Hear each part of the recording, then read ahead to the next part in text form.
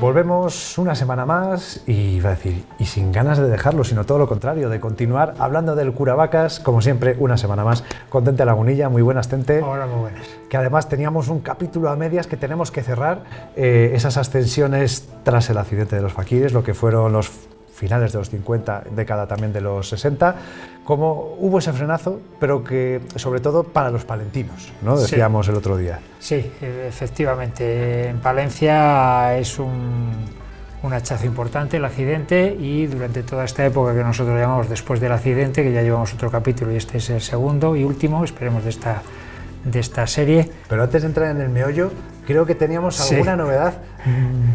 Siempre maravillosa novedad. Surgen cosas, ¿verdad? Bueno, lo primero, hace unos capítulos hablábamos de cuando la primera invernal que se hace de Curavacas, que la hace Felicísimos Cisneros, Mario Herrero y Alejandro Díez Riol, hacen esa primera invernal yendo por el Chozo del Tío Vicente, y después de hacer esa invernal hablábamos de que en el diario palentino Yaye entrevista a Mario Herrero, solamente a él, y bueno, aunque él da los datos de todos los amigos que están en esa actividad, pero se enfadan. El resto pues se sienten un poco alejados y demás. Igual fue la gota que colmó el vaso. Sí, total, que bueno, pues que no teníamos ese artículo, pues bueno, pues Javier Ruiz Monge, con el cual estoy colaborando últimamente muchísimo, pues ha rebuscado en la biblioteca del Diario Palentino, y aquí tenemos este ejemplar del 4 de marzo de 1955, días después de la actividad,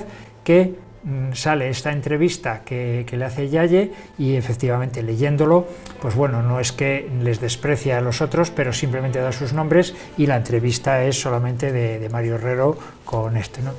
Eso en esas edades, no sé si era para enfadarse, pero bueno, aquí tenemos además, eso sí que es cierto, hay varias fotografías que son de Alejandro Díez Riol y no figura como autor él, ¿no?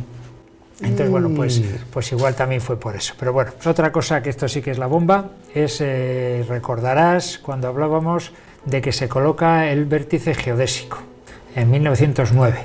Sabíamos que el que había dirigido la obra era un tal Siñeriz, que viene de Madrid con un equipo de obreros, que suben los materiales, que hay redactado todo un parte, y en ese parte de esa ascensión para colocar ese vértice de segundo orden, en 1909 dice, hace de guía Donato Pérez de Vidrieros.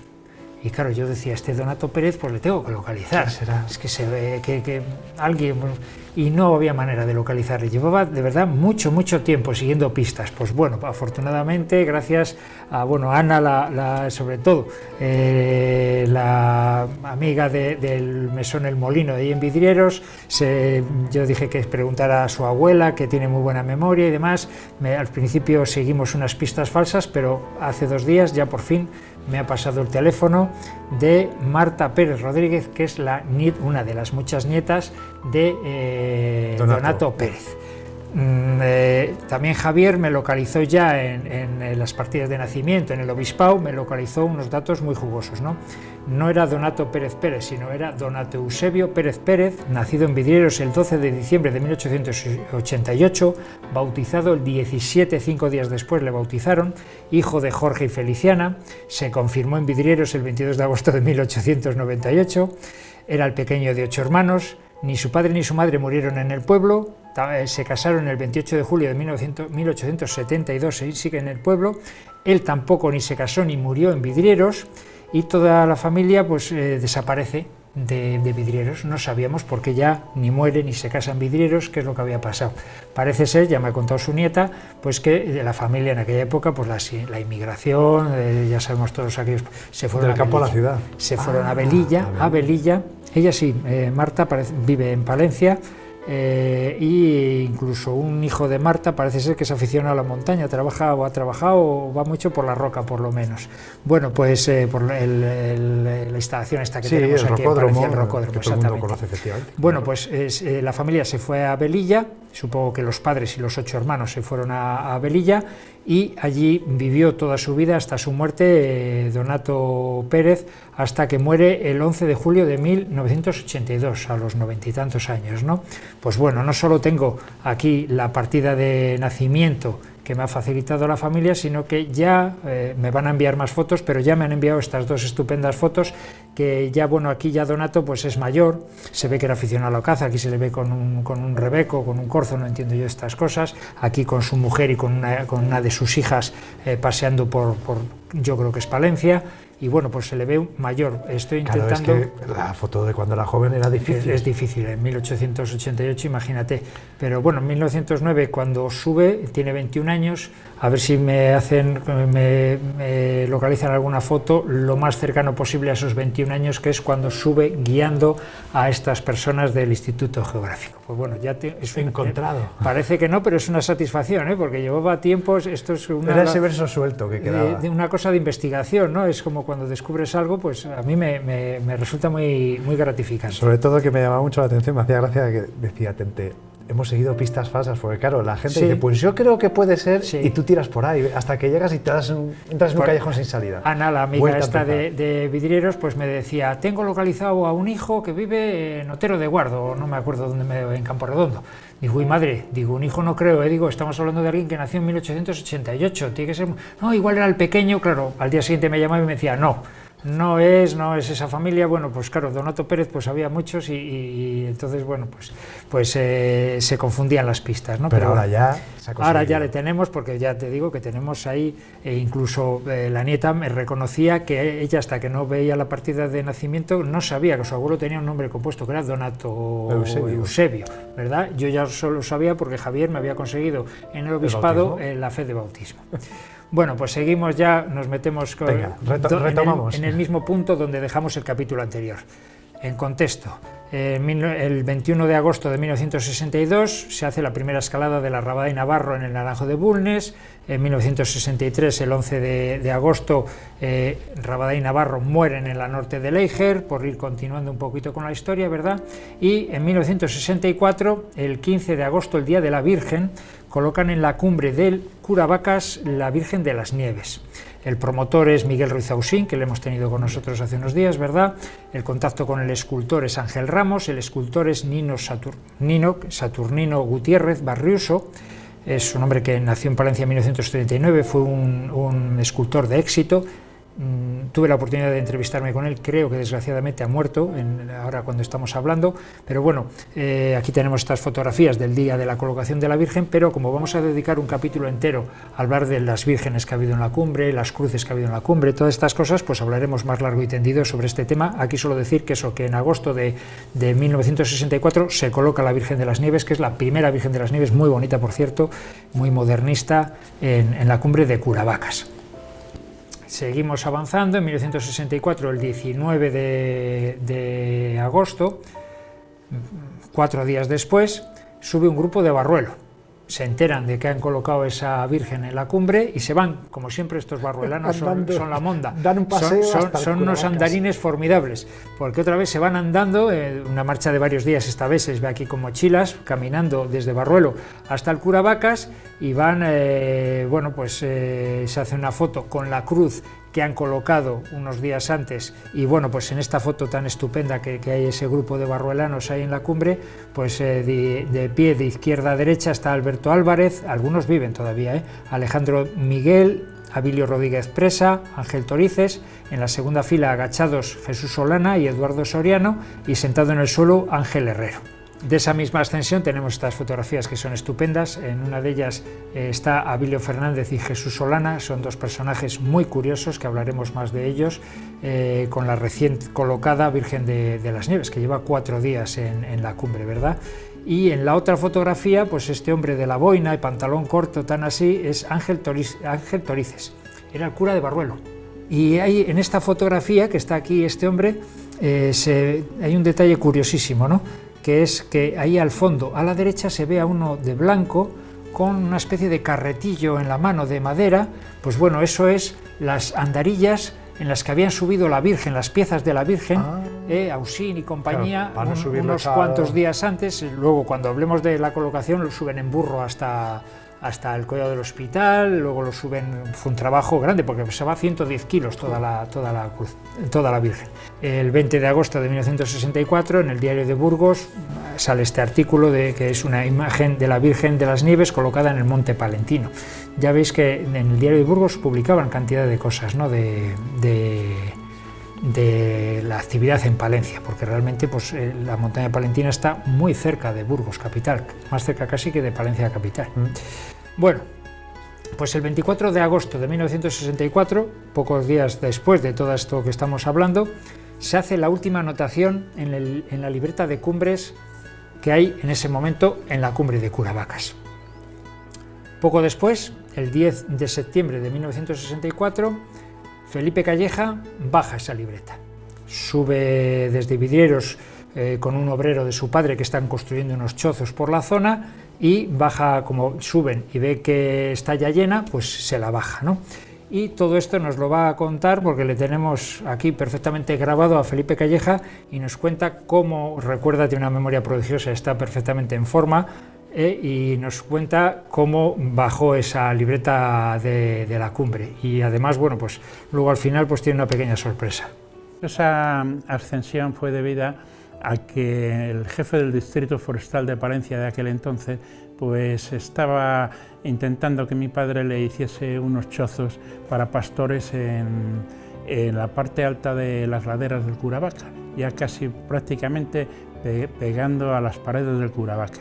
Entonces, a mi padre no le quedó más remedio que acceder a su deseo, porque le dijo, dice, mire, Felipe, usted no tiene más que mandarme los canteros. Dice, yo ya he hablado con los alcaldes pedáneos de la zona, con el de Triollo y con el de Vidrieros, y ellos de Huebra van a subir los materiales. Dice, entonces quedaron en ello y subimos un buen día, que me parece que era un 10 de septiembre, que hacía un calor como el mejor día de agosto, ¿no? Pero resulta que aquello de la Huebra y subir los materiales era prácticamente una romería. Iban con los carros esos tirados por bueyes, subían cada uno solamente, pues nada, 2 carretillos de arena y un par de sacos de cemento, un poco más.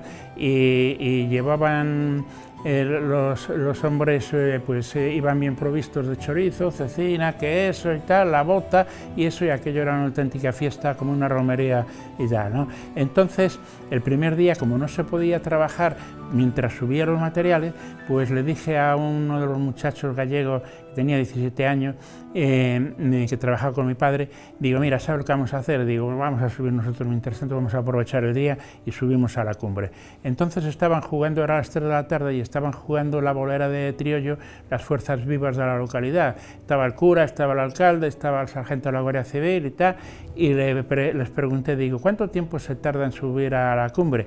Y me contestaron, dice, los buenos andarines en unas 3 horas y media, dice, suben por ahí por el Callejo Grande, dice, pero no se os ocurrirá ir ahora. Digo, no, digo, ¿qué va? Dice, es que para eso, dice, hay que salir con la fresca de madrugada y cuando empieza a calentar ya estás a la cumbre y tal. Entonces, en cuanto nos dimos la vuelta, empezamos a caminar hacia la cumbre. No llevábamos agua porque había leído en el periódico que había un lago arriba y tal, y bueno, pues total, que al final subimos por el Callejo Grande y como las pedreras nos imposibilitaban mucho el ascenso, al ser piedra suelta, nos desviamos hacia las rocas de la derecha y por encima de la pared nordeste, allí a caballo por entre las rocas, que se veían unos precipicios impresionantes, pues al final llegamos a la cumbre, ¿no? Al ver la libreta en el buzón, que estaba totalmente llena y que se estaba deteriorando por la lluvia, pues la bajé sin saber muy bien después qué hacer con ella, ¿no? Y bueno, pues después iniciamos el descenso y bajamos en parte por las canales esas que tenían hierba, y pensando que debajo de la hierba había humedad o algo agua, hasta chupamos la tierra y nos pusimos los labios, bueno, impresionante. Y esa fue la historia de la primera subida al Curavaca, ¿no? Ya quedé enamorado de la montaña hasta el día de hoy. Bueno, pues entonces nada. Tu idea es de esta para el Museo de Alejandro X. Museo de Alejandro X Río, pues queda entonces como custodio de esta libreta, que es una joya. Bueno, pues aquí tenemos la libreta que nos acaba de ceder en usufructo, Felipe Calleja, la cual la guardaré como oro en paño, porque esto pues es parte de la historia de Curavacas. Yo pensaría, ¿quién va a preservar mejor la memoria de Curavacas que Tente? Que lo conoce, que lo valora de una manera sobre todo absoluta, que no se pierdan estas cosas, ¿verdad? Que por cierto, efectivamente, a Felipe le podíamos invitar a subir a Curavacas, llega antes que yo seguro. La verdad es que está en forma el tío, tiene una memoria prodigiosa. Ahora viene el traducir todo lo que hay aquí escrito. Hay algunas páginas que están... ¿Cómo traducir? Sí, porque bueno, pues está manuscrito de mala manera, algunas páginas están muy borradas por la lluvia, otras están muy bien, pero claro, hay que transcribir todas las ascensiones que hay aquí y pasarlas a limpio, digamos, a esta historia de Curavacas, ¿no? Habrá cosas realmente curiosas, otras serán ascensiones sin más, pero todo esto pues tiene que quedar reflejado. Bueno, pero seguro que resulta apasionante. Sí, a ver, yo por lo que he ojeado no hay ninguna ascensión de relumbrón, pero habrá datos interesantes. Lo interesantísimo sería conseguir las libretas anteriores en las que están las ascensiones de García Guinea y de todas estas... Se ha conseguido identificar a Donato Eusebio Pérez Pérez, que no se nos olvida. A ver, ahora si seguimos investigando, ¿verdad? A ver si hay suerte, le lanzamos el guante, a ver si alguien sabe, conoce, aunque sea de oídas, sospecha que puede estar en algún sitio, una libreta, ahí estará. Que no deje pasar la ocasión y nos lo haga llegar. Estoy al habla con las sobrinas de Alejandro, porque casi sé con toda certeza que Alejandro entre sus alguna papeles puede tener, ¿no? Tienes casi seguro, porque todos esos datos que vamos sacando aquí, que me les ha pasado a Alejandro, ¿de dónde les ha sacado? Claro. Casi seguro que de las libretas. Bueno, pues al año siguiente, en 1965, en julio, pues hay otra ascensión de un grupo de Barruelo, que sube pues Abilio, Ignacio Rebolledo, bueno, pues un grupo pero es que eso que tenemos aquí un montón de mérito, que para ellos es como subir al monte de Palencia. Para ellos pues es lo normal. Aquí agradecer al archivo fotográfico de Barruelo, que lo lleva un chaval extraordinario que se ha preocupado muchísimo de conservar todas estas cosas y me ha cedido todo lo que tenía de Curavacas, y lo cual también se lo agradezco muchísimo. Bueno, pues estas fotografías, todo el grupo en la cumbre, Abilio también con la vara en la mano en esta fotografía, que era todo un personaje, Abilio, ¿no? Yo le conocí ya muy mayor, cuando yo era chaval, y durante años fue el montañero federado más viejo de España. ¿Anda? En aquellos años, pues con 80 y tantos o 90 y tantos años que él tenía, no se federaba a nadie. Él seguía federándose y además tenía la costumbre de que el día 1 de enero de cada año ya tramitaba su licencia, y yo creo que era la licencia número 1 en España, ¿no? Además de ser el más mayor, era el primero en tramitar la licencia. Claro, imagino los de la federación diciendo, hombre, otra feliz vez Navidad, feliz Año Nuevo, Abilio, y otra vez Abilio aquí, tal cual. Bueno, pues seguimos, y bueno, pues en estos años entra en acción un personaje también curioso, y que es de los representantes junto con Felipe Calleja de esa época después del accidente. Eran muy jóvenes cuando el accidente, pero intentan hacer montaña en ese periodo después del accidente, se encuentran con muchos problemas, pero a pesar de todo hacen montaña. Felipe y este otro personaje que desgraciadamente, cuando hicimos el libro, me entrevisté con él y me dio muchísima información, pero que en la actualidad está muerto. Y es Andrés Ceresa Pirongelli. Aquí tenemos estas fotografías. Del Cerrato no parece así. Él nace en Mérida, en Badajoz, en 1943, pero en Palencia llega a los 13 años junto con su padre, porque su padre construye carreteras, es italiano su padre, pero se estableció en Palencia y trajo aquí la representación de las Vespas, vendía Vespas y las reparaba en la parte de la calle Los Tintos, donde estaba la librería Alfar, durante muchos años. Ese era el taller. Anda. Ahí reparaban las motos, y en el otro lado, hacia la avenida, era donde vendían las motocicletas. Viene a España tras la Guerra Civil con una empresa italiana que hace carreteras, y en Palencia conoce a la que iba a ser su esposa, a la que fue su esposa, y de ese matrimonio nació así, por eso se quedaron aquí a vivir en Palencia. Nació Andrés. Andrés estudia en Béjar y se aficiona allí a la montaña, y a la vuelta a Palencia entra en el ambiente montañero, ¿verdad? Ya después del accidente. Y a Andrés le debemos algo fundamental, además de que me pasó mucha información ya después de todas estas fotografías, que evidentemente son suyas. Durante muchos años, cuando yo era chaval, tuvo una tienda de deportes que se llama San Siro Sport, enfrente del instituto, donde su padre tuvo lo de la Vespa, ya lo del taller ya era la librería Alfar, y lo que era la tienda, ahí montó una tienda de deportes que se llamaba San Siro Sport. y durante muchos años en Palencia tuvimos el mejor material que se podía conseguir de montaña en Castilla y León. Venían de Valladolid, venían de Burgos, venían de un montón de sitios, porque en esos sitios no había tiendas de montaña. Tenías que irte casi a Andorra o al Pirineo, a sitios así, o a Francia, a comprar material de cierta calidad. Pues en Palencia tenemos esta tienda que además era fenómeno porque nos lo vendía a plazos, se enrollaba fenomenal, ¿no? El dependiente que más años estuvo con Andrés fue Julito, vive todavía. Julito, es mayor que yo, pero que me estará escuchando casi seguro cuando pongamos. Sigue siendo Julito, estas cosas, estas curiosidades. Sí. Te ponen Carlitos de chaval y Carlitos para todos es Julito, ¿no? Un tío extraordinario, y bueno, allí de dependiente, y recuerdo que siempre pues íbamos, le comíamos la oreja, nos hacía descuento, nos lo dejaba a plazos, pero a plazos de esto que íbamos ahí con 100 pesetas al mes, ¿no?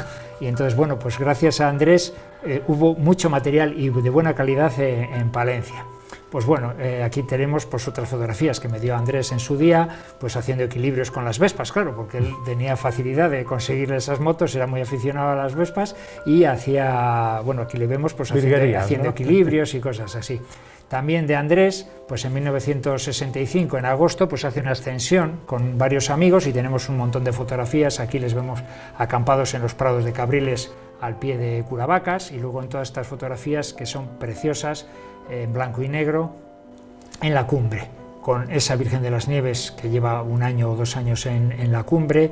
Es una cumbre sin estar degradada, sin estar pisoteada, porque hoy en día la cumbre de Curavacas la verdad es que está ya feota, la gente sube a vivaquear, que me parece extraordinario. Yo subo mucho a dormir en la cumbre, pero no muevo piedras, no me hago una esplanada para estar cómodo. Hay que adaptarse a la montaña, no adaptar la montaña a nosotros, ¿verdad? Pues bueno, estas fotografías de la cumbre me encantan porque, bueno, pues... Se ve más auténtica, ¿no? Más auténtica, más virginal, ¿no? Bueno, pues aquí se ve todas estas fotografías, porque hizo muchas fotografías ese día y gracias a eso pues tenemos este documento, ¿no?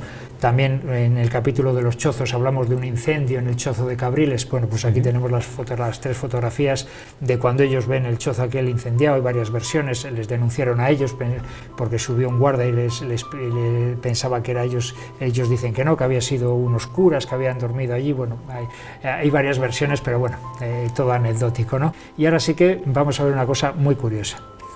El 28 del 11 de 1965, ya en otoño, en noviembre, Andrés Ceresa recibe esta carta, que no tengo el original, le tienen los descendientes de Andrés, evidentemente, pero Andrés me la cedió para que yo la escaneara y la tengo aquí perfectamente escaneada, que se la envía Alejandro Díez Riol desde Cervera, ya vive en Cervera de Pisuerga, ya no vive en Polentinos. Posiblemente aquí ya se ha casado y viven en Cervera, ya es, si no da clase en el instituto o en el colegio, y luego llegó a ser director del instituto. Bueno, pues Alejandro le envía esta carta a Andrés Ceresa, que era de los pocos que se movían en aquella época, ¿no? Estamos hablando de después del accidente. Pues bueno, estas otras fotografías es el interior de la carta. Antes hemos visto lo que es el sobre. Fíjate qué preciosidad de carta que le escribe Alejandro, y manuscrito en esa carta hay ese dibujo precioso de la pared noreste de Curavacas con las vías que ellos quieren hacer. Están realizando un proyecto que es abrir la Directísima. Años antes, pues 10 años antes, ya han abierto la diagonal y ahora quieren abrir una Directísima todo a derecho por la pared, que es desviarse, entrar por la diagonal y luego seguir para arriba.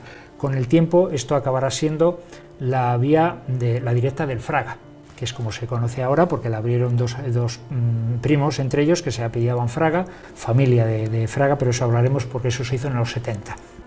Pues ya en estos años, en el 1965, Alejandro y Andrés Ceresa estaban ya haciendo planes para hacer esa Directísima. Una ruta de gran prestigio que costó muchos años y numerosos intentos hasta que se escaló en invierno. En verano la abrieron estos Fraga de Burgos, y en invierno pasaron otros 4 o 5 años hasta que Ángel Villán, César Tomé, Aspi, Eladio Lantada y yo mismo hicimos la primera invernal, ya en los 80. Y leo un párrafo, dice: estimado amigo, quizás estés pensando que ya no me acuerdo de nuestro proyecto. Muy al contrario, le he dedicado mi atención durante los últimos días. En primer lugar, Josefina y yo nos hemos estado entrenando todos los días en trayectos de 10 a 30 metros, con clavijas y sin ellas, para estar preparados. He examinado las fotografías que dispongo con el mayor cuidado. me ha parecido que las máximas dificultades se encuentran en los primeros 100 metros a partir del couloir principal, en el lugar que se separan las dos vías. Luego hablan de planes para acometer la actividad, pero al mal tiempo les frustra la actividad. Pero fíjate qué preciosidad de carta, ¿no? Y la tenía guardada, en este caso la familia ya, ¿no? La familia, exactamente. Pues bueno, aquí tenemos fotos de la primera invernal, muchos años después, en el año 1981. La primera estival se hace el 6 de septiembre de 1981 y, ya te digo, los Fraga, esto que son primos entre ellos, y la primera invernal, que la hicimos nosotros, en 1994. No, fíjate. Más recientito. Y están hablando aquí en el año 60 y tantos de hacer una vía que no se hace en invierno hasta el año 1994, ¿no? Estas son las vías que hubieran encontrado, si la hacen en invierno, hubieran encontrado unas dificultades absolutamente imposibles de hacer en aquellos años, con el material de la época. En verano sí que lo hubieran conseguido hacer. Félix lo comentaba en alguna ocasión cuando estuvo aquí, la diferencia entre el material de la época y lo de ahora, o lo que fue un poco más moderno. Una diferencia abismal, ¿no? Lo trataremos en algún momento.